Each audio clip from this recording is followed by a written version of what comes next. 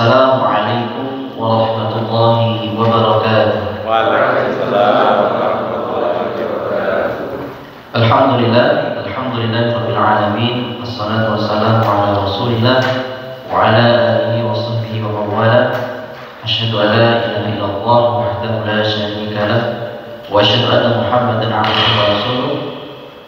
Qala Allah Ta'ala fi kitabihil karim, ya ayyuhalladzina amanu taqullaha haqqa tuqatih wa la tamutunna illa wa antum muslimun. Wa qala aidan, innama ya'muru masajidallahi man amana billahi wal yawmil akhir wa aqama as-salata wa ata az-zakata wa lam yakhsha illa Allah fa 'asa ulaika an yakunu minal muhtadin. Shadaqallahul 'azim. Alhamdulillah yang sama-sama kita hormati pembina pondok PP3 Al-Wayan, Ustaz Ridus dan Pak Elsi. Kemudian yang sama-sama kita hormati Bapak Insinyur Haji Wasip Praitno MSc Sukarau Pak wonten Al-Wayan. Niki mboten kali pertama dengan ke Aryan ya? Tidak pernah. Alhamdulillah. Jadi beliau niki sudah pernah ke Aryan. Mungkin panjenengan teman-teman Mas Santri belum pernah tahu mungkin, tapi beliau sudah malah dulu kesini di Alhamdulillah Sukarau masih. Itu belum jadi dulu. Nah, belum jadi. Belum jadi. Alhamdulillah. Ini masih sekarang keadaan pondok pesantren Al-Wayan. Semoga tetap selalu menjadi lebih baik tentunya bagi umat. Dan tentunya kepada para sekalian yang semoga dirahmati Allah Subhanahu wa taala, para pengurus juga yang sudah rawuh tadi alhamdulillah, dan teman-teman semuanya yang semoga dirahmati Allah Subhanahu wa taala, Mas Santri PP3 Al-Wayan. Kita bersyukur kepada Allah Subhanahu wa taala pada pagi hari ini yang insya Allah cerah ini kita bisa dikumpulkan oleh Allah Subhanahu wa taala dengan orang-orang yang soleh insya Allah di masjidnya Allah Subhanahu wa taala. Semoga akan turun keberkahan dan juga mendapatkan kebaikan-kebaikan kepada kita semuanya. Amin Allahumma amin. Dan tidak lupa kita bersolawat kepada Nabi kita Nabi Muhammad sallallahu alaihi wasallam. Semoga kita diambil sebagai umat beliau dan bisa mendapatkan syafaatnya. Amin Allahumma amin. Baik, pada kesempatan pagi hari ini merupakan kuliah tamu yang sebelumnya itu sudah pernah berjalan awasi, tetapi sudah off beberapa bulan. Jadi ini kita aktifkan kembali. Semoga dengan mendatangkan tokoh-tokoh ini bisa menjadikan para Mas Santri ini tertular pengalamannya dan bisa menjadikan nanti ke depannya itu mendapatkan pengalaman-pengalaman yang baik begitu. Terima kasih. Alhamdulillah di kesempatan pada pagi hari ini tentunya kuliah tamu bersama Insinyur Haji Wasip Praitno MSc. Kami bacakan dulu pengalaman-pengalaman beliau, pengalaman kerja beliau. Banyak sekali tadi sebelum di sini juga pun di bangku tadi sudah diceritakan, ternyata beliau ini juga manajer sepak bola juga dulu. Jadi bisa nanti diajak tanding ya Mas. Di manajeri langsung informasi insya Allah. Alhamdulillah. Beliau pernah menjadi staf dinas pekerjaan umum Kabupaten Pacitan, kemudian Bapeda di Pacitan, kemudian Kepala Bidang Bina Marga Dinas Pekerjaan Umum Kabupaten Pacitan, kemudian juga Badan Kesbang Polinmas Pacitan, dan staf ahli Bupati Bidang Pembangunan Kabupaten Pacitan, Asisten Bidang Pembangunan Kabupaten Pacitan 2011, kemudian Kepala Dinas Perizinan dan Penanaman Modal Pacitan 2013, kemudian Kepala Dinas Disput Parpora Pacitan, dan yang terakhir adalah di Kepala Dinas Perhubungan Kabupaten Pacitan. Masya Allah, beliau menjadi kepala bidang ini sampai tadi ceritakan 7 kali dalam masa sekalian. Masya Allah, 7 kali luar biasa.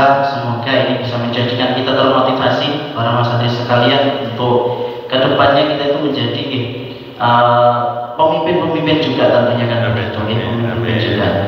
Dan kemudian untuk pendidikan beliau di SMA ini pun di Madiun, SMA Negeri 1 Madiun, kemudian S1-nya beliau di Teknik Sipil UNS, S2-nya di ITB begitu Pak. Alhamdulillah, Masya Allah, beliau itu untuk pendidikannya, kemudian tadi pengalaman kerjanya dan sertifikat beliau, Masya Allah, banyak sekali bisa dibacakan di situ. di bawah, karena saking banyaknya, masya Allah, alhamdulillah. Dan teman-teman semuanya semoga dirahmati Allah Subhanahu Wa Taala, Ustaz yang semoga dirahmati Allah Subhanahu Wa Taala.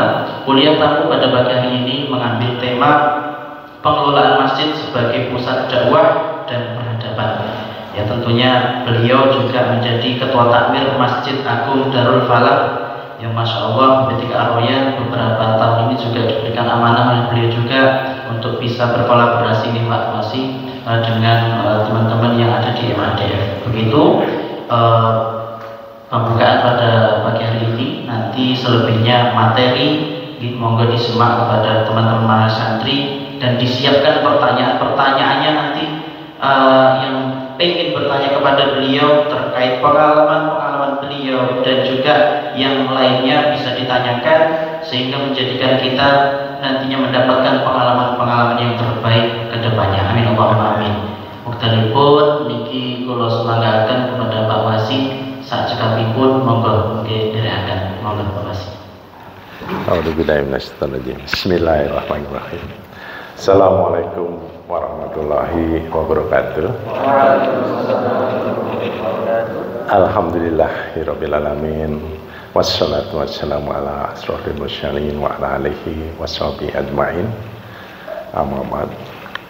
Yang saya hormati dan saya banggakan Pak Ustadz Heri dan Mas Alfi, juga Pak Sabdo, Mas Sabdo, dan ini yang saya kenal nih Mas Fuad tadi ya, yang baru ketemu ya Mas Fuad. Juga Mas Adi dan yang lain-lain ini sering saya lihat ini Mas ini cuma lupa namanya. Mas Vito, Mas Vito juga, yang lain itu Mas Parlan. Iya. Tadi saya barusan telepon Parlan tapi bukan dia. Mas Parlan ya. Alhamdulillah. Juga ini adik-adik yang luar biasa yang alhamdulillahirabbil alamin. Saya melihat wajah-wajahnya yang cerah, bersih. Alhamdulillah, ini menandakan satu hati yang bersih yang ingin diisi oleh ilmu-ilmu yang bermanfaat oleh semua pengasuh yang di sini. Dan semoga kita semuanya di sini mendapat berkah dan rahmat dari Allah SWT. Dan tempat yang mulia ini juga menjadi tempat yang barokah untuk yang memang ingin mengambil kemanfaatan dari tempat ini. Yang selanjutnya kita bersyukur pada Allah SWT, Tuhan yang Maha Kuasa, atas rahmat dan karunia-Nya pada pagi yang cerah ini kita bisa bersama-sama bertemu di tempat yang mulia ini, di Masjid TPPG Arroyan ini, dan semoga pertemuan ini membawa kemanfaatan untuk kita semua fid dunya wal akhirah insyaallah. Salawat dan salam tentu saja kita panjatkan pada junjungan kita Nabi Agung Muhammad sallallahu alaihi wasallam yang insyaallah kita semoga mendapat syafaatnya insyaallah nanti pada yaumul akhir, dan kita bisa melaksanakan semua petunjuk dan bimbingannya sehingga kita bisa menjadi umat beliau yang berusaha menjadi yang selalu lebih baik dan lebih baik. Pak Hari mohon maaf, saya di atas, jadi pengennya ya lesan bareng gitu. Tidak apa-apa ya, kali-kali. Saya tadi sudah disampaikan Pak Sabdo tadi, waduh pengalamannya kok banyak banget itu, Masya Allah. Iya memang saya di Pacitan ini baru saya, baru 34 tahun. Baru 34 tahun. Jadi saya masuk ke sini tahun 89. Barangkali ada yang belum lahir kali ya, tapi udah kelihatan udah semua udah ya, udah umur semua ya. Ada yang belum sebelum 89. Yang lahirnya sudah 89. Angkat tangan. Enggak ada kan? Enggak ada, udah semua udah. Ya. Jadi saya baru 34 tahun di Pacitan. Alhamdulillah pada saat itu tidak ada insinyur teknik sipil yang mau dinas di Pacitan. Saya pertama kali orang luar mendapat penempatan di Pacitan, kemudian saya mau gitu. Nah, setelah saya ini ada seorang arsitek dari lulusan lulusan ITS, bareng dengan saya sudah punya NIP, sudah punya nomor induk pegawai, sama dengan saya waktu itu. Saya dipanggil Pak Sekda, Pak Wasi nih ditemani ini, nah, ada arsitek, nanti temannya Pak Wasi, oh iya dicarikan kos juga, oh iya dicarikan kos, dicarikan kos dekat kos-kosan saya dekat Pemda itu. Kemudian setelah oke, dia pamit ke Surabaya, katanya mau ngambil perlengkapan pribadi. Nggak balik loh. Padahal udah punya nomor induk pegawai, nggak balik. Saya muangkel juga, kurang ajar ini. Ini kan berarti ini menghilangkan kesempatan orang lain ya. Orang lain pada pengen jadi pegawai, dia udah jadi pegawai, nggak mau lagi. Waduh ini. Kemudian saya telusuri, ternyata dia kemudian kerja di Sinar Galaxy di Surabaya. Jadi real estate yang cukup besar di Surabaya sana, ya wis lah, itu pilihan, monggo itu. Jadi ini segitu aja.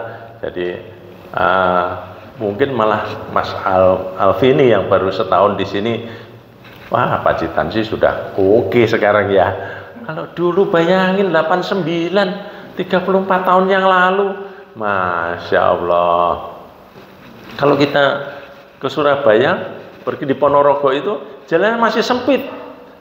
Kalau simpangan berhenti dulu, sana ada mobil, mundur, cari tempat, baru simpangan. Ya Allah gitu. Tapi saya tetap senang karena apa? Karena pertimbangan saya, satu, Pacitan ini masih di Jawa, gitu. Masih di Jawa, gitu. Karena saya punya teman, saya kan S1-nya tadi dari Solo ya, Teknik Sipil UNS Solo, SMA 1 Madiun. Saya anak kolong sebenarnya, bapak saya Auri, Mbak Ari. Jadi bapak saya Auri, kemudian ikut berjuang, dan karena beliau dalam tanda kutip termasuk pahlawan, jadi dimakamkan di makam pahlawan Madiun, almarhum bapak saya. Tuh tadi udah sampai mana simpangan itu ya, ya Mas Sabto. Jadi ya itu, jadi kondisinya seperti itu. Saya bersyukur di Pacitan karena teman saya yang kakak kelas angkatan lama itu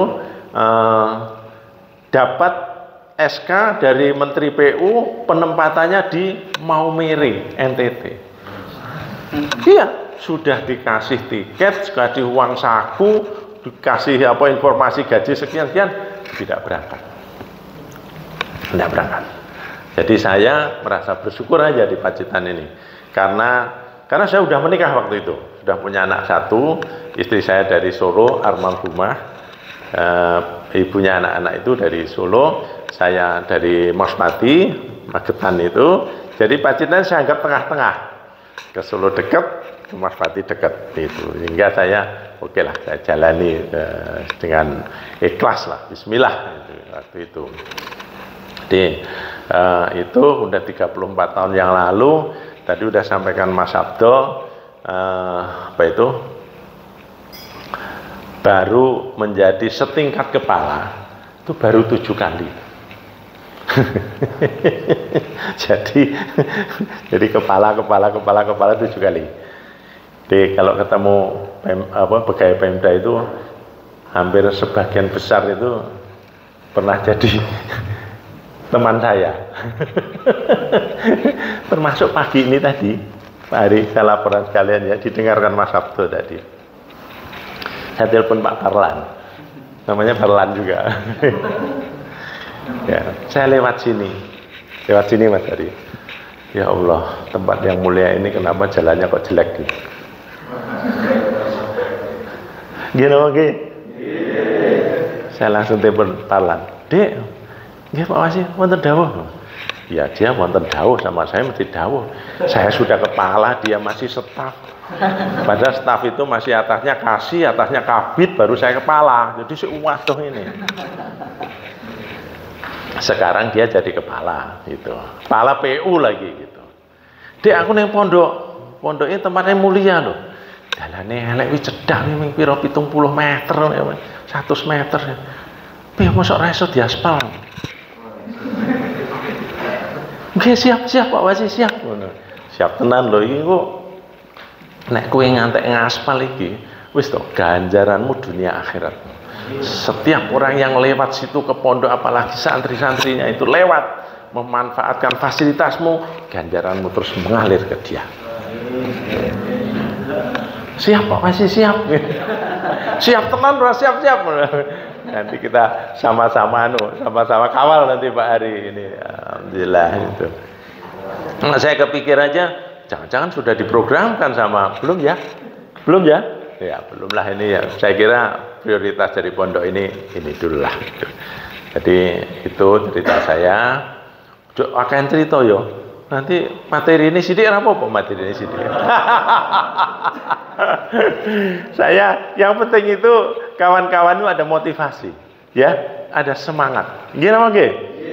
Semangat untuk belajar, semangat untuk berbuat baik dan terus berdoa semoga menjadi orang yang bermanfaat kepada orang lain. Qaidun nas anfa'uhum lin. Nah, sidik ya tak single. Jadi itu apa itu? Pengalaman kerja itu tadi. Jadi mulai dari staf sampai kasubdin sampai kepala sampai 7 kali itu ya ini alhamdulillah sehingga sekarang ini sudah 34 tahun 5 bulan. Terus pensiun ini berarti sekarang ini usia saya sudah 59 tahun 10 bulan. Ya, alhamdulillah, bersyukur ya. Nah, kemarin sore masih sepak bola saya. Tuh, teman saya itu Mas Dian itu. Cuma dia kemarin nggak main nggak tahu udah ada cara mainnya katanya di Surabaya. Jadi kawan-kawan kalau ada yang pengen main bola silakan. Ya, ada yang pengen main bola? Angkat tangan. Oh, sip lah. Udah datang aja hari Rabu di lapangan Baliarjo. Tuh, udah. Ya, Rabu dan Sabtu. Wis, monggo. Tuh. Tapi nanti kalau pas saya bawa bola jangan direbut. Loh, betul Pak Ari. Kemarin itu yang datang kira-kira ya sekitar 30 orang gitu. 30 orang. Jadi kalau saya ikut datang, ikut main itu mereka seneng sekali. Anak-anak, adik-adik itu seneng kalau saya ikut. Pokoknya saya datang seneng. Nah, saking membuat saya senang untuk datang itu, kalau ada penalti itu dimanapun saya dipanggil. Pak Wasi, penalti. Ben seneng aku. Tapi ya gitu, kalau ada misalnya ada yang ngeyel mau ngambil bola saya itu ya tak kasih aja, saya nggak mau ngerebut lagi juga. Yang penting saya lari-lari, saya senang gitu. Termasuk tapi yang namanya suka bola. Tahun 2001 saya jadi manajernya sepak bola Pacitan. 2001 namanya Perspa itu kaptennya di pojok sana itu namanya Mas Dian itu ya, kapten dari Arjuwinangun dia itu. Jadi 2001 dia sudah saya manajeri. Waktu itu saya nggak mau main, tapi tambah tuwek kok tambah seneng ya Pak Ari. Wes aku main, tapi ya cuman lari-lari aja. Misalnya kalah, kalau dulu ya sekitar berapa 15-12 tahun yang lalu itu kalau habis sepak bola gitu saya laporan sama istri saya almarhumah itu, aku mau ngegol ke telu, aku mau ngegol ke loro gitu. Nah bareng saiki 59 nyurah ngegol ke ora apa-apa. Yang penting sehat gitu. Jadi itu ya untuk saya oke lah. Sekarang kita masuk ke materi. Kemudian saya mendapat amanah sebagai Ketua Takmir Masjid Agung Darul Falah Kabupaten Pacitan. Saya nggak ngira juga kalau Pak Hari, Mas Sabto, Mas Alfi itu ya wajar. Wasi loh. Ora iso dadi imam, ora iso kok dadi khotib, kok iso dadi ketua takmir lho piye ceritane itu. Ya gimana lagi? Wong itu amanah. Iya toh. Ya katanya yang mendukung saya itu begini. Loh, dadi ketua takmir ora mesti iso dadi imam. Ora mesti iso dadi khotib. Lah piye? Sing penting bisa menjaga masjid itu bisa menjadi tempat ibadah yang baik, membawa kemanfaatan pada masyarakat yang luar biasa. Itu sudah ngono ya. Oh iya, wis nek ngono bismillah. Dan alhamdulillah ini udah periode kedua yang kan 5 tahunan itu ya. Ini periode keduanya sudah berjalan 2 tahun. Jadi saya baru 7 tahun juga. Nah, jadi kalau karena pensiun saya usia 60, berarti nanti pensiun saya masih lama. Masih 2 bulan. Masih lama sekali. Kenapa kok lama, Pak? Iya, saya udah pengen pensiun. Udah capek, udah 34 tahun, udah jadi kepala mulai tahun 2007. Udah capek saya. Saya lihat orang pensiun tuh kok enak gitu ya. Wis ndak kerja, wis enak wis. Terus sik diganti diblonjo karo pemerintah. Itu. Jadi mengapa saya jadi ketua takmir, karena memang mungkin yang dilihat adalah komitmen saya terhadap Masjid Agung ini. Jadi pada saat saya menjadi kepala PU Cipta Karya, kepala Subdin PU Cipta Karya tahun 2004 ya, tahun 2004 itu ada ide membangun Masjid Agung itu. Ketua yang diangkat, ketua panitia itu adalah Pak Haji Fatoni almarhum. Ya. Kemudian saya diangkat menjadi ketua tim teknisnya. Jadi yang membangun, yang semua urusan teknis bangunan itu saya.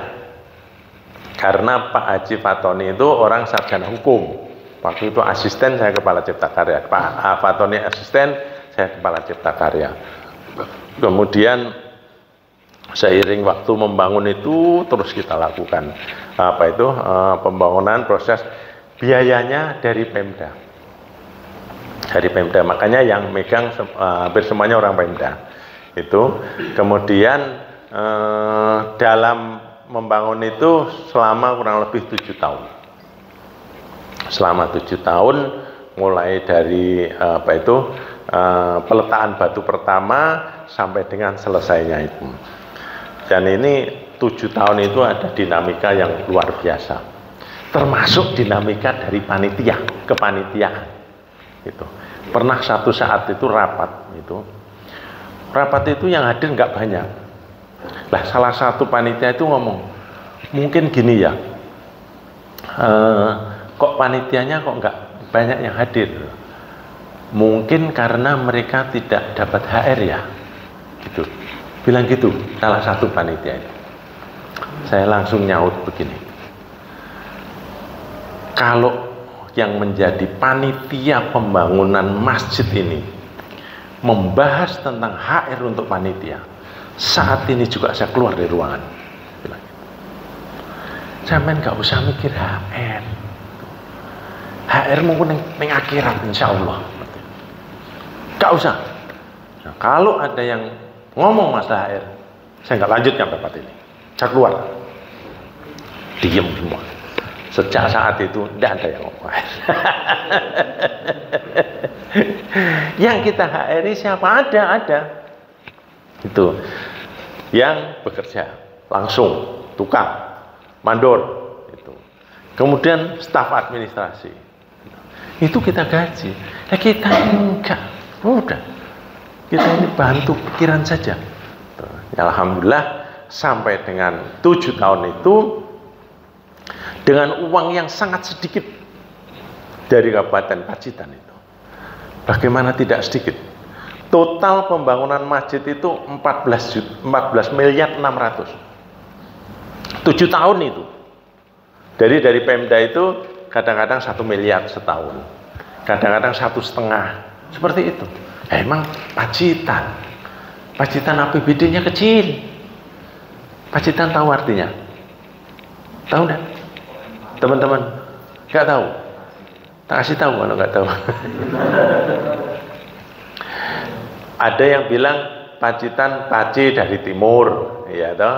Ada yang bilang juga makanan yang tidak mengenyangkan. Monggo Bapak, monggo. Tuh. Jadi monggo Binara. Kita lanjutkan ya.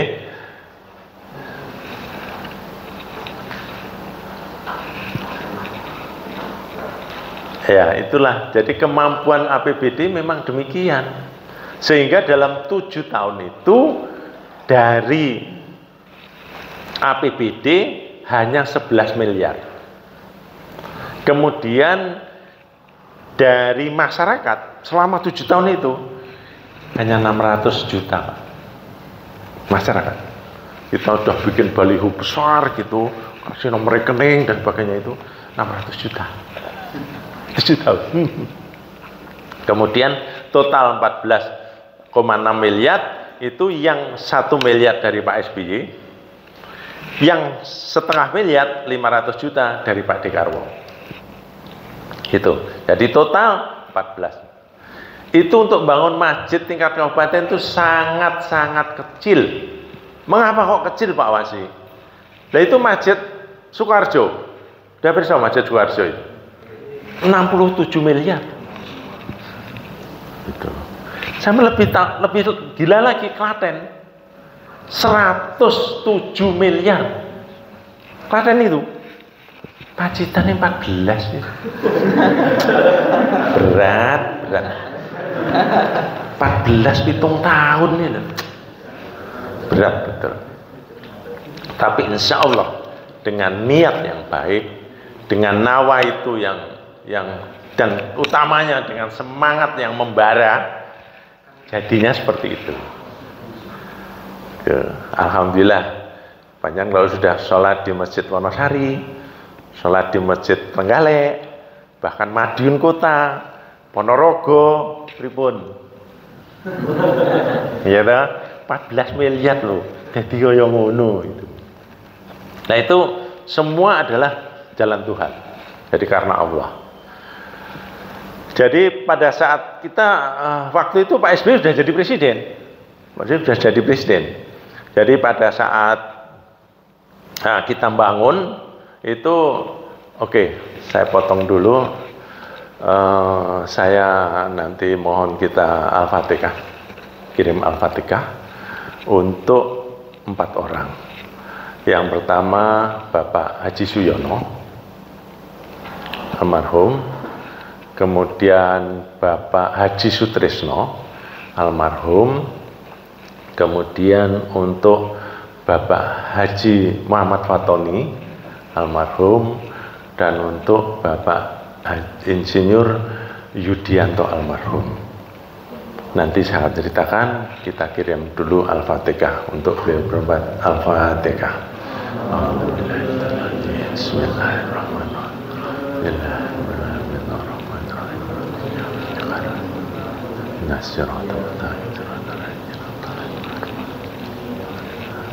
Amin. Jadi karena bahas Masjid Agung, saya tidak bisa lepas dari 4 orang ini. Yang pertama Pak Haji Suyono itu bupati yang pertama kali punya ide untuk merehab Masjid Agung. Mulai kita lihat ya. Ini rasa digedek ya, Pak.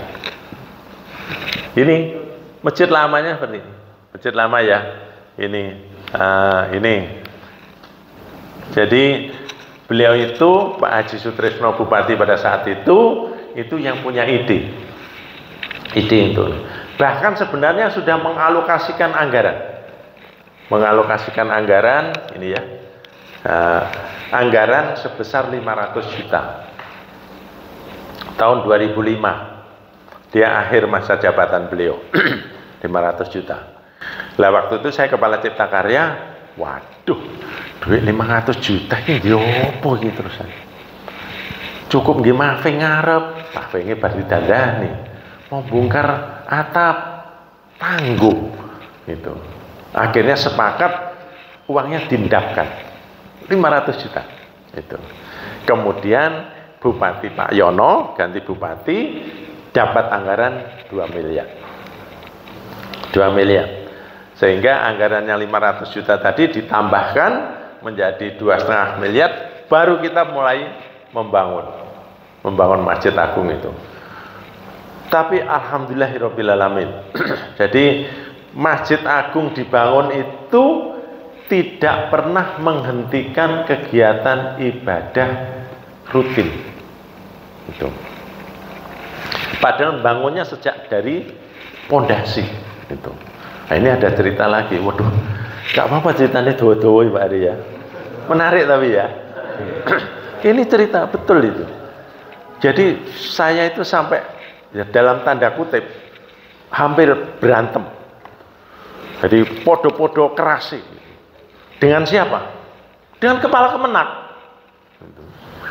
Dengan kepala Kemenak.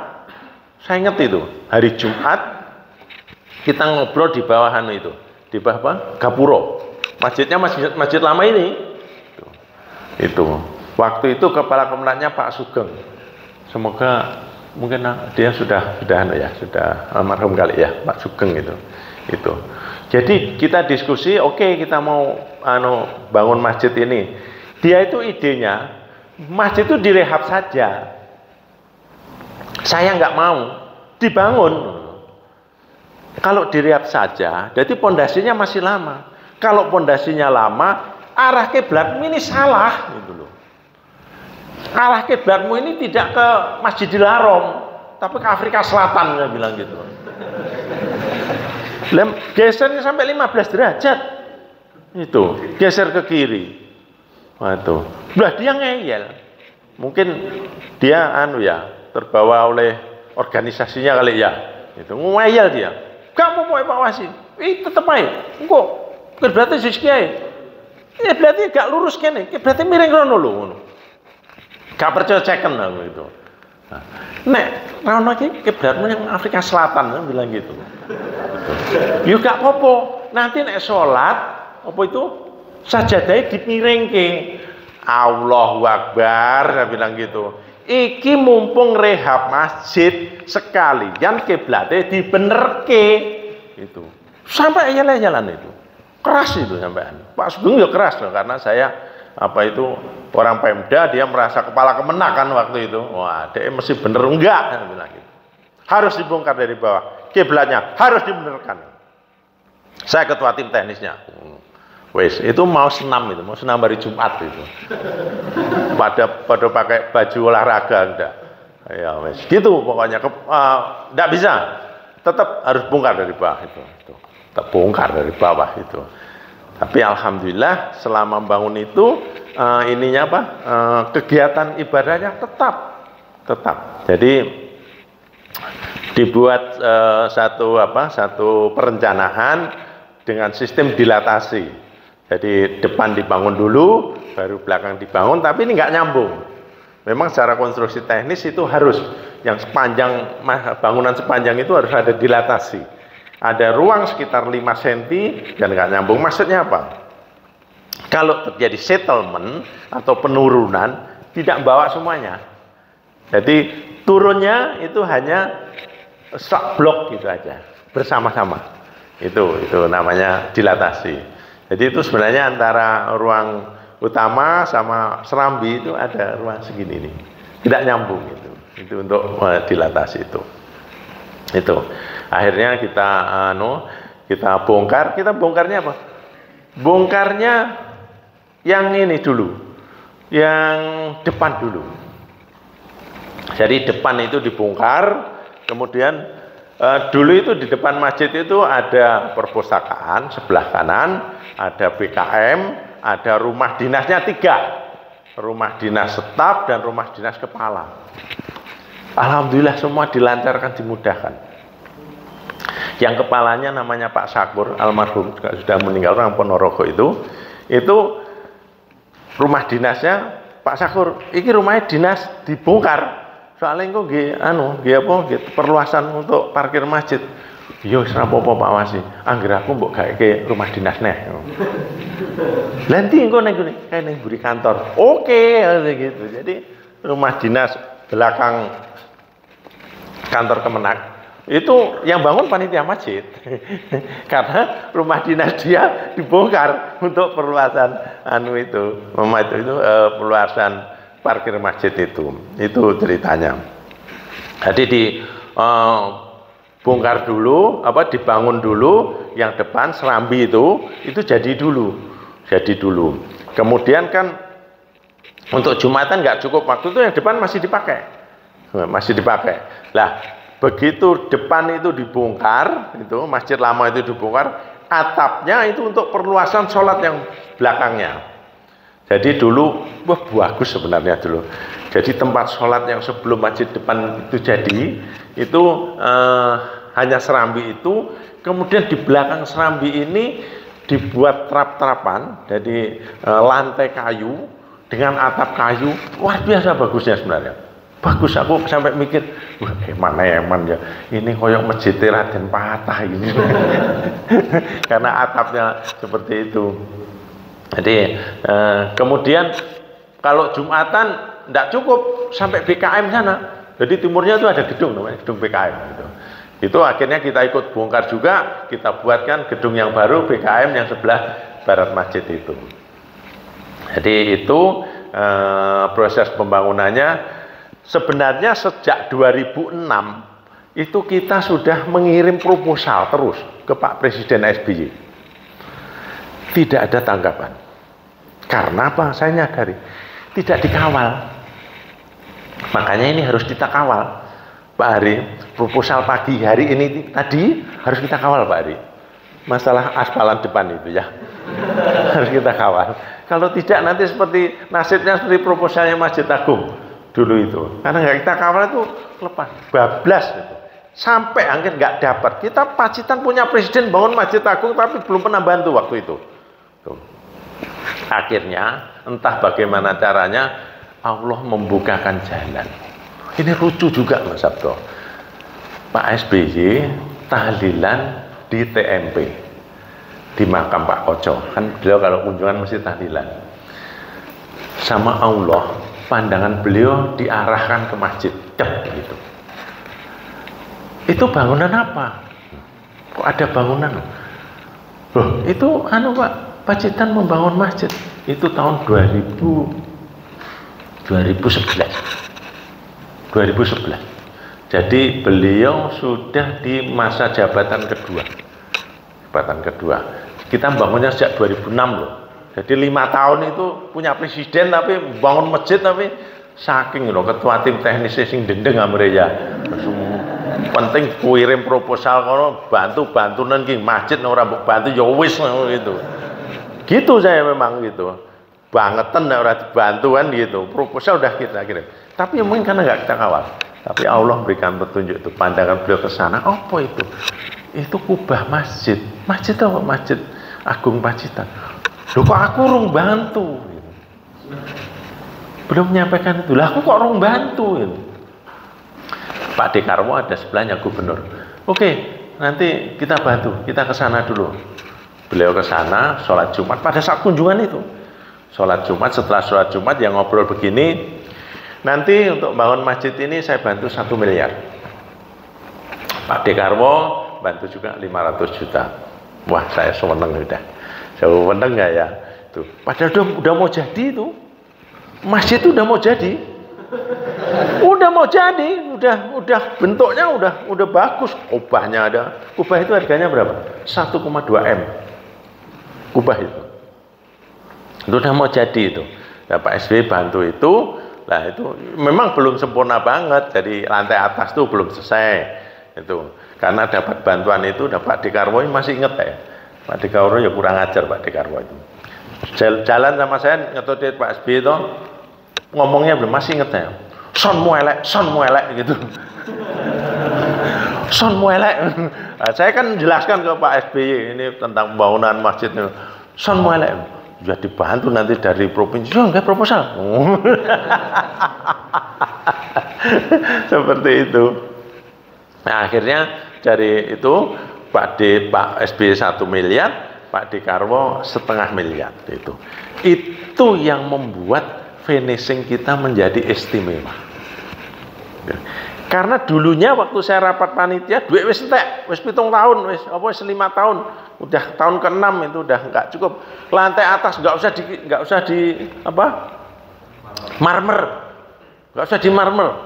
Terus apa kolom-kolom itu enggak usah dibungkus marmer juga gitu. Itu kan semua bungkus marmer dari Tulungagung itu. Lantainya juga terus juga marmer juga. Akhirnya begitu dapat 1,5 miliar itu berubah atas marmer, wah, itu. Kolom marmer juga gitu. Terus banyak lagi yang apa finishing itu yang membuat jadi seperti sekarang itu. Dan alhamdulillah, jadi secara intinya Masjid Agung itu secara fisik insya Allah sudah representatif. Iya apa ya? Secara fisik loh ya. Iya. Ya, dalam tanda kutip wis lumayan lah gitu ya. Lah, PR-nya yang selanjutnya ini adalah bagaimana memakmurkan. Tuh. Di PR ini apa itu kepengurusan yang sekarang ini kita ingin memakmurkan Masjid Agung tersebut. Jadi itu cerita pembangunannya. Jadi dengan apa dinamika yang luar biasa karena bantuan dari Pemda itu 1 miliar setahun, bantuan dari masyarakat demikian kecil.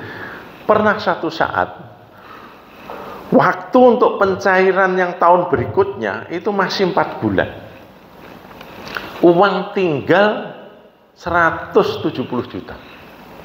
Dan saya punya prinsip karena saya ketua tim teknisnya waktu itu, pokoknya jangan sampai masyarakat melihat pembangunan Masjid Agung ini berhenti karena habis uangnya. Itu harus tetap ada orang bekerja.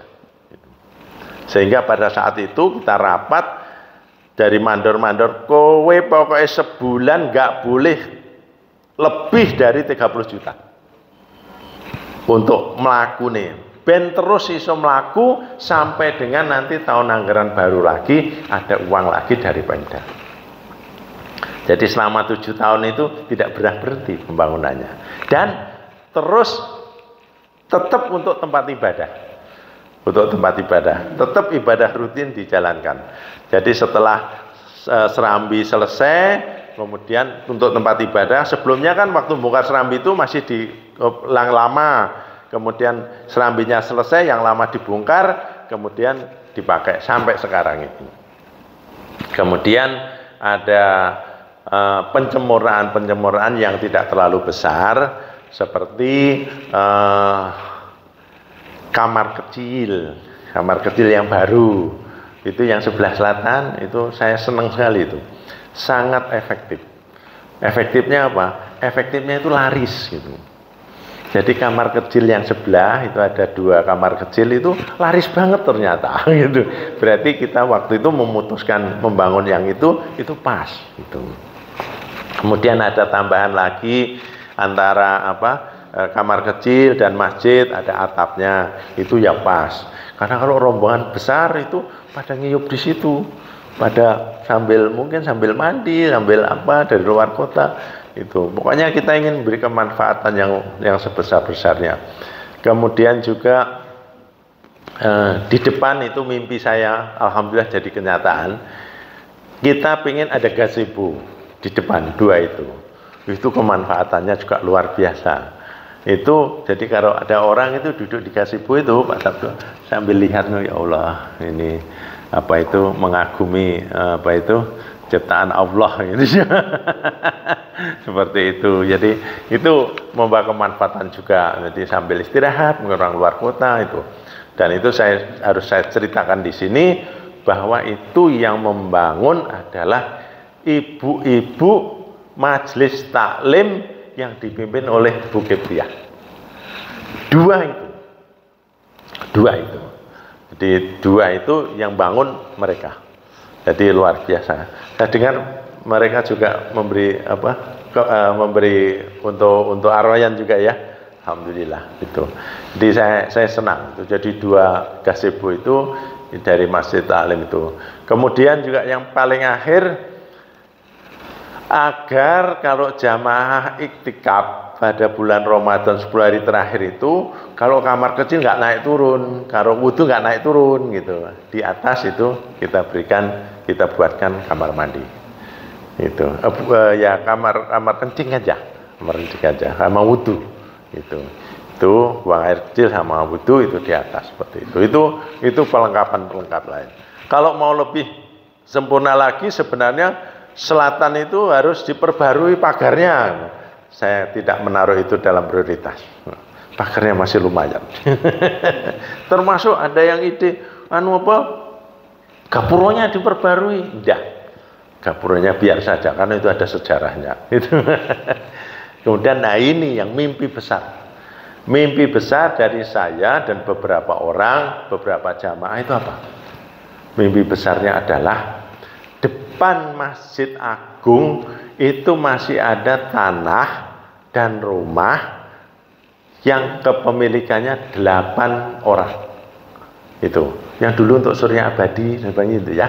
Itu Pak Aris Masudi rumahnya itu. Ya, cita-cita kami, mimpi kami itu Pak Ustadz itu dilakukan. Kita bebaskan. Itu. Kita bebaskan sehingga nanti Masjid Agung Pacitan itu dari jalan dari alun-alun itu langsung pandangannya tidak terhalang oleh bangunan-bangunan itu. Ya itu tadi yang pojok itu. Kita udah hitung itu sekitar berapa? 1.400 meter persegi. Itu. Jadi itu mimpi saya. Semoga insya Allah nanti dimudahkan karena insya Allah kalau hal demikian itu Allah Maha Kaya. Tidak ngerti dari mana itu. Karena ini ada cerita juga. Ini mungkin cerita ini menginspirasi. Barangkali kalau teman-teman sudah pernah ada yang dengar juga cerita tentang Masjid Jogokaryan. Ya, ada yang pernah dengar enggak tentang pembebasan lahan? Belum dengar? Ada yang pernah dengar? Oke, kalau enggak saya ceritain. Jadi gini, Pak Yasir itu yang dulu pernah ketua takmir kemudian diketuakan di Masjid Jogokaryan. Jogokaryan udah tahu kan Jogja yang terkenal itu. Tetangga Masjid Jogokaryan itu ada rumah mau dijual. Itu. Rumah dan tanah mau dijual. Harganya 12 miliar. Itu. 12 miliar. Lah kemudian Masjid Jogokaryan nggak punya uang, ya udah diam aja. Ditawarkan kemana-mana nggak ada yang mau. Ada yang mau itu yayasan yang beragama lain. Saya nggak nyebut agamanya ya, pokoknya agama lain. Gitu. Udah muntap Pak Yasir, mau diambil yayasan ini, nanti kita bertetangga ini. Wah, akhirnya Masjid Jogokaryan sepakat, pokoknya harus diambil. Lah Masjid Jogokaryan itu kan menganut saldo 0, sama dengan Masjid Agung sekarang saya ikuti. Maaf ya, terlalu bersemangat ya. Maaf ya Pak Ria.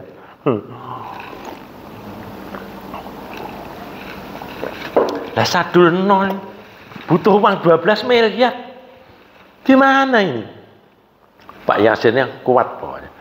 Pokoknya kita tetap ingin. Pasti Allah Maha Kaya, pasti ada jalannya. Dia percaya betul gitu. Jadi ya udah. Akhirnya pokoknya jamaah ini tiap malam harus sholat tahajud. Mohon tenanan pada Gusti Allah. Ojo ngantek kui kena yayasan, kemudian kita harus beli. Wes sepakat. Padahal nggak punya uang itu. Wah, tuh. Lah tentu saja pemiliknya kan tidak mau menunggu toh. Ada deadline. Sampai bulan ini harus ada berita kepastian untuk dibeli oleh Jogokaryan atau tidak. Itu seperti itu. Tuh. Lah kemudian kurang kira dia Pak Yasir sudah itu Pak Yasir ya udah keliling cari utangan cari apapun pokoknya belum ada hasil sampai sudah pernah menghadap ke Yayasan Al-Falah Mas Bakti ya Al-Falah Surabaya sana dia tidak ada jawaban butuh 12 miliar sudah sumpah doanya dikuatin terus katanya lah sampai dengan kurang 1 bulan kalau nggak salah itu kurang 1 bulan udah pol itu Yayasan Al-Falah ini berombongan datang ke Masjid Jogokaryan, menemui Pak Yazid dan pengurus, menyampaikan bahwa Yayasan Al-Falah sudah siap uang 12 miliar. Ini ceknya. 12 miliar. Gitu. Malah dari yayasan ini tidak perlu utang. Dikasihkan. Masya Allah. Gitu. Ya itulah. Itu bukti dari Allah Maha Kaya.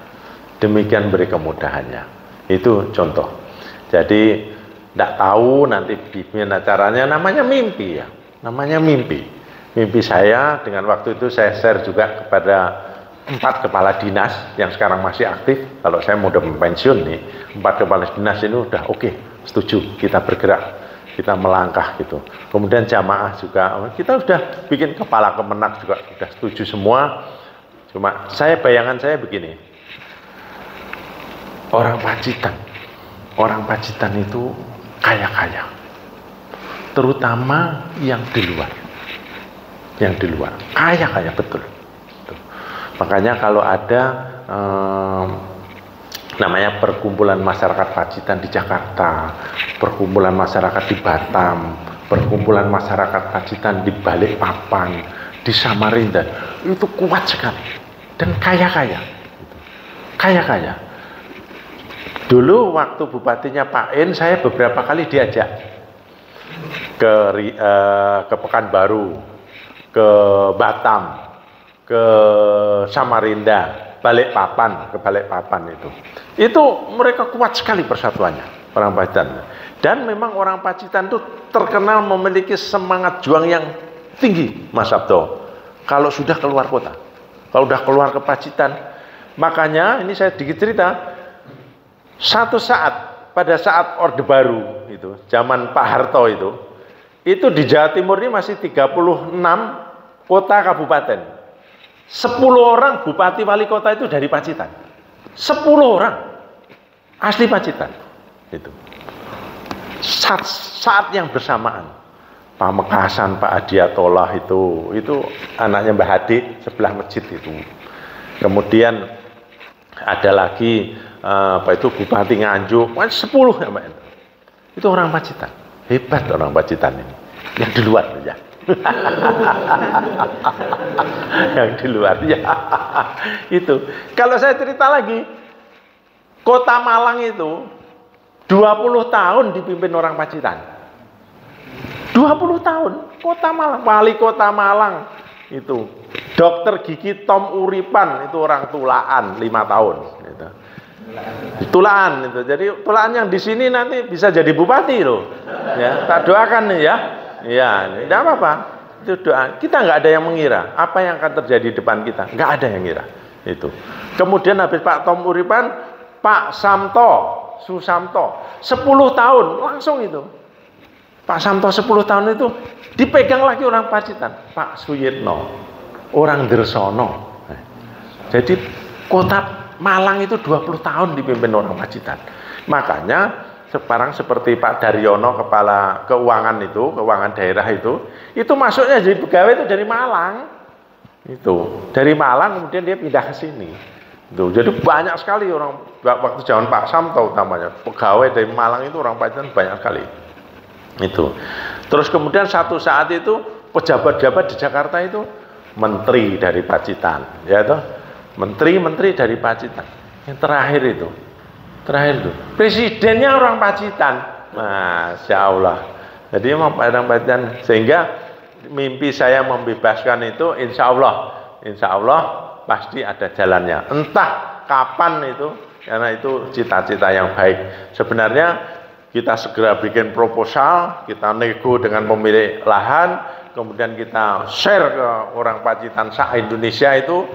Anda, iya, itu pasti nanti insya Allah itu diberi kemudahan itu. Jadi ini kita udah komunikasi, tapi ya kurang begitu efektif. Ya mungkin insya Allah kalau habis pensiun saya tak tenanan nanti itu. Moga Mas Yanto. Okay. Tuh, jadi itu tentang masjid dan ceritanya dan sebagainya. sekarang baru mulai. Ya Allah, setengah songo wesan. Nggak apa-apa, ayo Mas, mulai pertama Mas. Ya. Ini masjidnya seperti ini ya. Ya, tak kira ya wis lumayan lah. Mas Abdul boleh ngadap sana. Ayo. Ya, lumayan lah sekarang ini insya Allah secara fisik sudah representatif, tinggal sekarang kemakmurannya. Saya terima kasih pada Aroyan, Mas Abdul, kemudian Pak Ustadz Dari, semuanya sudah beri kontribusi terhadap kemakmuran Masjid Agung Darul Falah ini. Lanjut, ya. Nah, ini masjid lamanya seperti ini, sekarang yang baru, ini kalau rapat-rapat kita bahas begini nih. Jadi masjid ini, masjid sebut Masjid Bupati. Masjidnya Pak Bupati. Karena yang bangun itu pada tahun 1812, itu Bupati Jogokaryo II. Tuh, atau yang disebut Kanjeng Jimat, yang makamnya di atas itu wakafnya Kanjeng Jimat untuk bikin masjid ini. Makanya masjid ini disebut masjidnya Pak Bupati. Memang itu. Makanya SK saya itu SK-nya Pak Bupati. Gitu. Itu. Jadi ya ini kan tadi udah saya ceritakan ya, mulai dari Pak Suyono, tadi yang ya tadi Pak Sutrisno Bupati yang memberi pertama kali, kemudian Pak Suyono yang melanjutkan. Tadi ada dua lagi kan, almarhum Pak Haji Fatoni itu ketua pembangunannya. Waktu itu kenapa dia ketua? Karena dia ketua Dewan Masjid Pacitan, bukan Dewan Perwakilan Rakyat. Dewan Masjid.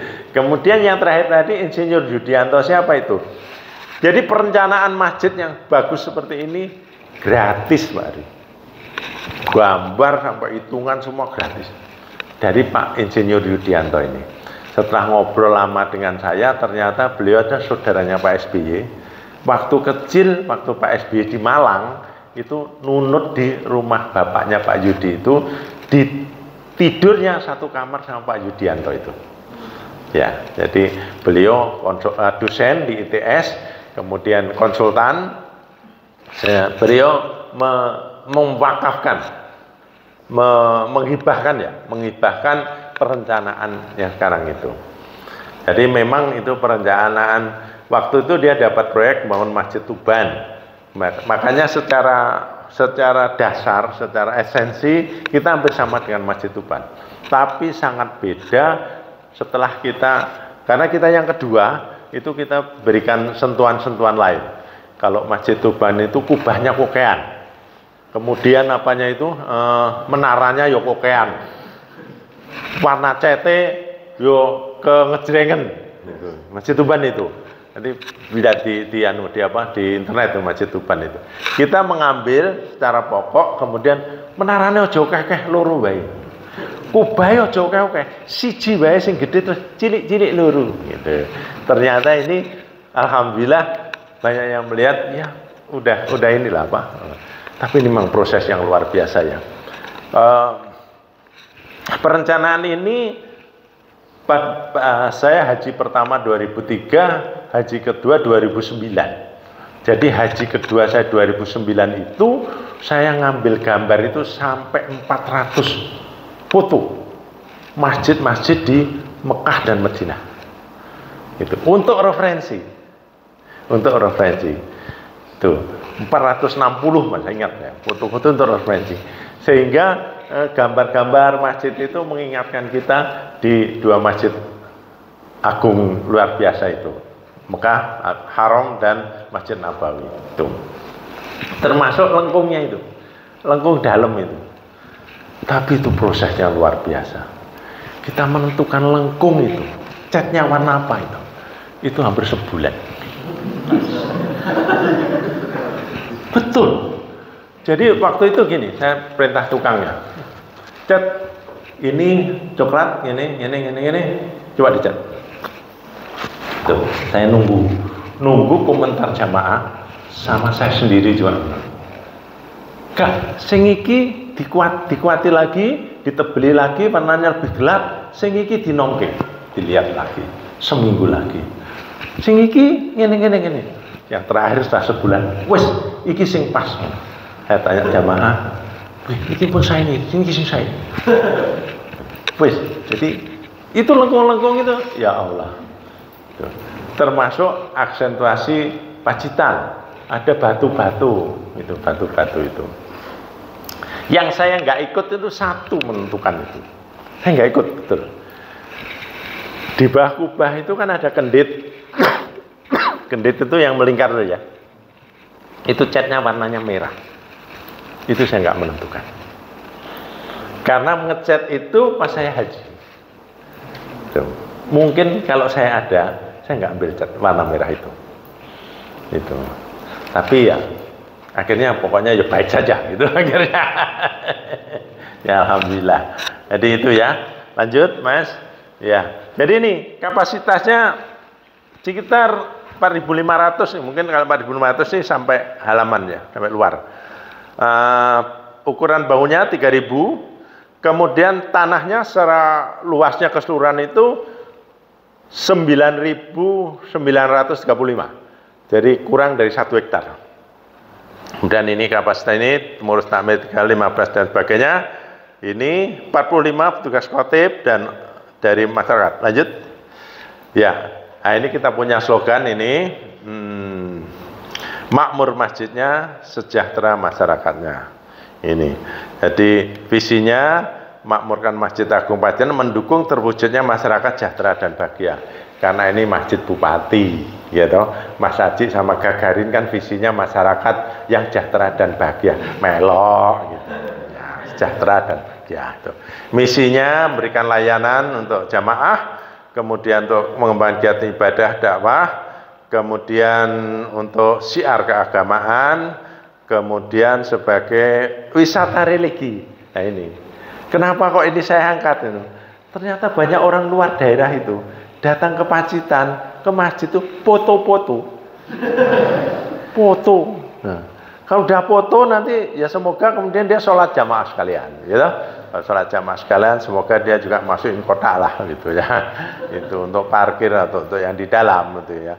Itu enggak tahu, ternyata setelah jadi foto itu ya lumayan fotonya itu. Lumayan lah gitu. Wis itu bukti kalau udah sampai Pacitan gitu ya. Dia udah foto depan masjid gitu ya. Lanjut. Ya ini surat At-Taubah ini yang intinya adalah orang yang memakmurkan masjid hanya orang yang beriman kepada Allah dan hari kemudian, serta yang melaksanakan sholat, zakat, dan tidak takut kecuali kepada Allah. Maka mudah-mudahan mereka termasuk orang-orang yang mendapat petunjuk ahlullah. Jadi insya Allah kalau hati kita terpaut kepada masjid, nyantel kepada masjid, kita termasuk dalam kategori ahlullah. Itu artinya kita menjadi orang-orang yang mendapat petunjuk dari Allah, menjadi keluarga dari Allah itu. Lanjut. Nah, fungsi masjid. Nah, ini saya kira nanti bisa ya, ini kan nanti bisa dibagikan ya. Ini nanti bisa diperdalam lagi. Kemudian ukuran masjid makmur, azan itu sebenarnya bukan mengumandangkan, mengorganisasi, memobilisir, menggerakkan dan sebagainya. Kemudian orang yang memakmurkan masjid disebut ahlullah. Jadi takmir, marbot itu menjadi ikatan kekeluargaan yang harus bangga dan bahagia menjadi bagian dari keluarga Allah. Makanya saya biarpun ada ketua partai yang nemui saya, Pak Wasin nanti nyalek ya, jawab saya mboten, ya bilang gitu. Mboten. Lah saya udah 34 tahun, sudah suruh rapat, sudah pergi, diperintah dinas mau ditambah lagi 5 tahun. Mboten, mboten. Lah terus ajeng napa? Mboten kula tak ngurusi masjid mawon. Iya, tak ngurusi masjid mawon kula. Nggih, itu aja. Sudah cukup. Anak saya dua-duanya sudah punya rumah sendiri di Solo, dan saya tidak membantu sepeser pun. Mereka sudah punya rumah semua. Alhamdulillah. Ini dari kemudahan dari Allah. Tadi ada cerita lagi, ada seseorang yang tadi saya sebut dapat gaji dari masjid karena administrasi ya. itu. Orang itu kalau ditanya sekarang itu udah punya usaha yang cukup lumayan, yang cukup, dia bilang, saya bisa begini karena saya membantu Masjid Agung. Itu. Ya, jadi jangan pernah merasa rugi untuk berbuat untuk masjid itu. Betul, dia sekarang usahanya bengkelnya maju. Tuh. Tapi dia bilang itu, saya bisa begini karena saya di masjid. Karena saya sekian tahun waktu membangun masjid itu, dia memang betul membangun masjid itu, membantu.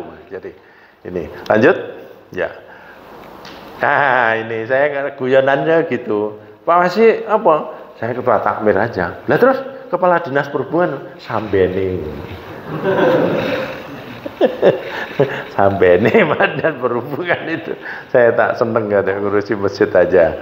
Ini jadi insya Allah ke depan, karena mungkin sudah kita lihat juga, kita dengar bahwa di Turki kan sudah berkembang pesat ya, di bawah pemimpinan Presiden Erdogan ini Islam berkembang pesat di sana. Yang dulunya gereja besar udah jadi masjid juga, apa itu namanya, lupa gitu ya, Satya apa, itu sehingga masjid di sana memang ada yang kita lihat, kita dengar itu di sana berkembang betul, subuh udah kayak Jumatan dan sebagainya, seperti itu ya. Jadi memang harusnya insya Allah semoga kita ke sana juga demikian, dan nanti santri-santri Aroyan menjadi pelopornya, amin. Nah, ya itu. Jadi bangun masjid penting, lebih penting, jadi mungkin ya kemudian berkembang menjadi tahfidz. Ini seperti sudah dicontohin oleh Ustadz Hari, ini luar biasa ini, dari pondok ini ada masjid, kemudian juga ada tahfidz dan sebagainya. Lanjut. Ya, ini saya juga nyitir ini Ustadz Abdul Somad ini ya, ini saya ambil dari buku pengembangan masjid ya. Lanjut. Ya, 7 golongan yang dinaungi Allah di padang mahsyar. Imam yang adil, jadi pemimpin, nanti mas-mas semuanya jadi pemimpin keluarga pun ya. Kalau yang adil nanti insya Allah dinaungi Allah di padang mahsyar. Pemuda yang khusyuk ibadah, ini semua yang di sini masuk, termasuk ini. Hati yang bergantung pada masjid, ini semua termasuk. Jadi itu yang kita berikan semangat ya. Hati kita kalau bergantung di masjid, yang terbaru ini Mas Dian itu hatinya mulai tergantung di masjid itu. Ya, itu Mas Dian yang pojok itu. Itu ya. 2 orang yang mencinta karena Allah. Ini ya, Mas Alfi ya, yang mantan baru ya Mas Alfi. Pasti ini mencintanya karena Allah ya. Dari Bogor mau diajak ke sini kalau tidak karena Allah ya toh. Ya, ini termasuk nanti di padang mahsyar dinaungi oleh Allah nanti ya. Laki-laki yang tidak tergiur oleh zina, sedekah yang disembunyikan, berzikir dalam sepi dan berinak air mata. Rajulun qalbuhu Allahun fil masjid ya. Orang yang hatinya bergantung pada masjid ya, jadi harus bangga karena dimuliakan oleh Allah. Lanjut. Oh ya, terakhir ini penting ini. Terakhir sebelumnya. Makanya ditulis merah sama Mas Andri ini. Diajak ikut, tidak diajak nyusul. Nah, ini ya. Ini penting ini. Jadi kalau urusan masjid itu ya, masjid dimanapun ya, kalau diajak ikut, kalau nggak diajak nyusul, itu ya. Kalau nggak nyusul nanti ini loh, padang mahsyar loh ya. Ini matahari di ubun-ubun gitu ya. Nanti dinaungi insya Allah. Ya, lanjut. Ya, oke. Jadi mengurus dakwah, mengurus masjid itu antara lain ini ya, namanya, be the part of masjid ya. Kemudian masjid makmur akan menerangi masyarakat sekitarnya dan sebagainya. Lanjut ya. Tugas takmir ini menyusun program kerja dan seterusnya. Kemudian strategi memakmurnya ya, ada takmir, jamaah, layanan, strategi dana dan manajemen. Iya. Oke, ini ihsan, ini kurang ini Mas Fuad, nanti ditambahi ya. Ihsan ini I-nya adalah ikhlas, H-nya adalah handal, S-nya adalah serius, ya, totalitas, A-nya ini amanah. Ya, ditulis ya, amanah, dan N-nya ini iman. Jadi kita mengurus masjid itu dasar dengan ihsan, berbuat baik, yaitu harus ikhlas, handal, serius, amanah, dan semuanya berdasarkan pada iman yang kuat. Ya, N-nya tidak I tapi ini N. Ya, lanjut. Ya, rumah Allah, makanya waktu kita bangun masjid itu ada apa? Hadis ya kalau nggak salah ya. Itu yang menyatakan bahwa jika seseorang membangun masjid, maka akan dibangunkan rumah serupa di surga oleh Allah. Apa itu Pak? Apa Pak Ari? Hadis ya Pak Ari? Hadis itu ya. Jadi kalau kita bangun masjid, insya Allah dibangunkan rumah yang serupa keindahannya, tapi di surga, insya Allah. Ya. Kemudian kita utama takmir, yaitu sholat jamaah di masjid. Mas Hadi mana Mas Hadi? Ya Mas Hadi. Kemarin cari saya maghrib tidak ada di masjid besar. Saya sholatnya itu kan subuh di masjid besar. Nah, jadi takmir itu memang kan seluruh orang-orang itu biasanya mereka punya ini tanggungan di langgar di masjid sebelahnya. Tapi dia pengurus masjid besar juga. Tidak mesti gitu. Tapi insya Allah kalau subuh nggak pergi, saya insya Allah di masjid besar. Lanjut. Ya, jadi jamaah itu harus dibagi-bagi, usia lanjut, dewasa, remaja, anak-anak, wanita. Nah, lanjut, ya, strategi layanan masjid. Nah, ini yang terakhir. Jadi apa itu? Secara fisik Masjid Darul Falah itu sudah oke, representatif. Tinggal sekarang kemakmurannya. Pas Pak Bupati, Mas Aji, Bupati anyar-anyaran itu saya minta dia untuk melonsing program kemakmuran masjid. Ada 5 program. Lanjut. Ya, ada 5 program itu: Bina Lansia, Masjid Ramah Anak, Gerakan Subuh Berjamaah, terus UPZ, Unit Pengelola Zakat, yang terakhir itu BUMM, Badan Usaha Milik Masjid. Gitu. Ya, itu ya. Jadi masjid itu juga punya badan usaha. Karena apa? Masjid itu ada juga tempat usaha. Seperti kios-kios itu milik masjid. Ya, kemudian BKM itu disewakan, sebelahnya ada juga tempat penginapan itu juga milik masjid. Kemudian masjid juga dimanfaatkan untuk tempat ini apa? Ijab kabul. Itu juga sekarang ramai yang manfaatkan masjid. Itu lumayan juga. Kalau nggak salah biayanya tidak terlalu mahal, itu 1,5 juta sudah termasuk karpet, sound system, petugas, kiro, kemudian dapat sertifikat, itu ya 1,5 juta.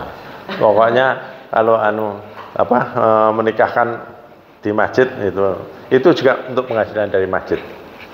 Oke, jadi Bina Lansia ini yang tadi sudah saya sampaikan juga. Banyak dari ibu-ibu takmir yang tiap pagi itu, kemudian juga ada dari muslimat, ada juga dari Asia, semua masjid. Masjid kita itu semua menggunakan. Jadi kalau dilihat dari kunutnya saja, dari subuh, gitu. Karena nanti jamaah kita ya manut imame kunut, ya kunut. Imame nggak pakai kunut, ya nggak apa-apa, gitu. Ya terus saja, gitu. Nggak pernah ada yang memasalahkan. Memang itu masjid kita digunakan oleh semuanya. Lanjut. Ya, ini kegiatan-kegiatannya. Lanjut. Ramah anak. Kalau saya satu saat itu siang-siang, saya di atas di lantai 2 itu lihat anak-anak itu pelayan di masjid sambil teriak. Kok saya seneng loh. Saya seneng ya. Saya langsung berpikir, mereka nanti yang akan meneruskan. Mereka nanti yang akan menjadi rojulun yang hatinya terpaku kepada masjid tadi. Mulai sejak kecil. Karena apa? Timbang melayu-melayu ning alun-alun. Ya toh, atau neng perempatan, enggak apa-apa, enggak apa-apa. Tuh, cuma pada saat ibadah mereka harus diam. Dia mungkin yang kecil-kecil nggak ikut ibadah, nggak apa-apa. Tuh. Bukankah Rasul waktu sholat itu dinaiki punggungnya oleh cucunya? Gitu. Nah itu karena dia memang belum ngerti. Tapi dia udah mulai mengenal sholat, mulai mengenal masjid. Ini yang kita kembangkan, ini yang kita pupuk gitu. Ya, itu jadi kalau anak-anak itu sudah mau ke masjid saja, itu sudah luar biasa. Dan saya sebagai pengelola masjidnya sudah senang ya, senang. Tapi kalau kemarin tuh Jumatan masih rame di atas itu, ya itu yang di pojok itu saya tegur aja, ya Mas Jan, kon menengai cah kayak. Jadi karena ibadah ya. Dan setelah itu dia rame ya nggak apa-apa. Namanya juga anak, ya toh. Karena Mas Andri kemarin cerita, dia di masjid kabupaten di mana gitu ya, saya sebut ya. Itu pengurusnya galak-galak. Wah, ada anak-anak, woi, ya Allah, Andri itu sampai, ya Allah Pak, masjid kita nggak ada yang melakukan anak seperti itu. Ya anak-anak nyaman, dikasih wifi, nah itu ada anak-anak asal untuk nggak untuk nonton yang unyil-unyil aja, gitu ya. Ya, lanjut ya. Kemudian ini juga di bawah Basnas, SK-nya dari Basnas, UPZ MADF. Jadi pengumpul zakat infak sedekah. Ini memanfaatkan rumah yang diwakafkan oleh Mas Panji, meskipun belum sampai wakafnya tuntas, Mas Panjinya sudah dipanggil. Semoga Mas Panji juga mendapatkan kemanfaatan apa itu amal jariah yang mengalir kepada almarhum Mas Panji. Amin. Kemudian lanjut ya. Ini yang tadi saya sudah ceritakan. Oke. Yang terakhir selesai kan? Oh, masjid ramah anak muda, ya seperti itu, ramah anak tadi, anak muda juga ramah, ada komunitas teman ngopi dan sebagainya. Lanjut. Oke. Jalan berbukit di Kota Pacitan. Tapi paling indah tempat wisatanya. Jika masjid kita makmurkan, maka keberkahan insya Allah akan kita rasakan semuanya. Terima kasih, semoga menjadi ibadah dan jalan silaturahmi yang barokah untuk kita semuanya. Dan terakhir, semoga TPPG Aroyan terus berkembang, santrinya sukses dalam menimba ilmu, dan setelahnya kemudian sukses semuanya, dan Aroyan terus berkembang. Insya Allah, saya kira demikian. Mohon maaf apabila ada yang tidak pas, mohon maaf yang sebenarnya. Silakan kita kalau ada pertanyaan dan sebagainya, ya mungkin sekitar 20 menit atau silakan aja, tanya apa saja, boleh mulai A sampai Z. Kalau saya nanti nggak bisa jawab, saya nanti tanyakan ke Pak Hari ya. Terima kasih. Wassalamualaikum warahmatullahi wabarakatuh.